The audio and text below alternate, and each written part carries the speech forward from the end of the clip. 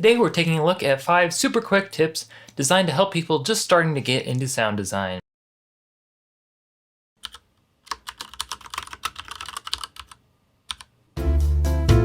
Tip 1. Give everything a sound. It's far more likely that someone is going to complain about not hearing a sound than hearing one, so give everything a sound. Every footstep, every paper rustled, everything. Having dozens of sounds in a scene, even if most of them are very subtle, will help your film seem alive and believable. Tip 2. Give sounds a spot in the frequency spectrum. Now that phrase might sound like a lot, but it comes down to something very simple. If you want something heard, don't have another similar sound playing on top of it. Most frequently, this manifests as something making dialogue difficult to hear. The human voice sits around 250 to 1000 Hz, which is where the human ear is most sensitive.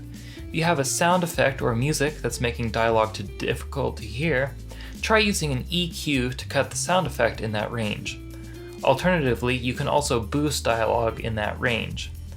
If you have another effect that's important to the story, say a door being slammed by someone angrily leaving a room, you can also boost that effect in that range to make it more audible. Be careful with EQ changes though, because boosts in that range can make something sound boxy or muffled, while cuts can make something sound harsh or thin. Tip 3. Use a compressor. Ever had a sound that you wanted to get as loud as possible, but even with a gain turned up as high as it could be without clipping, it still didn't sound loud enough? Well, that's where a compressor comes in. Compressors reduce the loudest parts of a sound, making the overall sound more consistent and even, allowing you to get the overall loudness of a sound higher. This is a great way to help a sound cut through a mix, especially with dialogue. You do have to be careful though, as an overly compressed sound can start to be grating on the ears after a while. Compressors can also be used to reduce the sound of something. Using an aggressive compressor on a music track and turning it down can make the music less distracting. This is one of the tricks I use in all my videos. Tip 4. Consider the space of a sound. It's important to recognize that sounds don't just magically happen and instantly go to our ears. They exist in a space. That means that the sound will bounce off of walls and other objects, and those reflections will get to our ears at different times. To most people, this is known as echo, but in the sound mixing world it's referred to as reverb and delay. If you record Foley or sound effects in the space that a sound is meant to be, then you may not need to do anything, especially if you use something like an Omni room mic to pick up the sound of the reverb.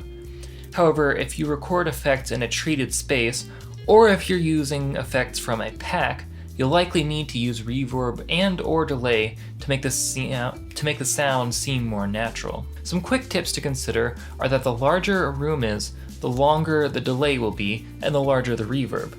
Also, the closer you are to a sound, the less reverb you'll hear.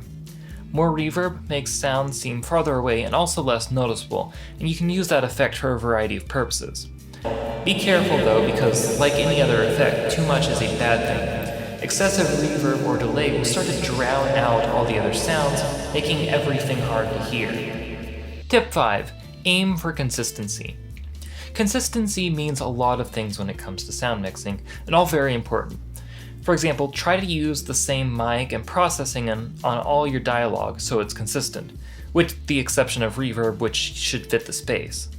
Use your meters to make sure that your mixes have similar tonal, stereo, and loudness balance between scenes.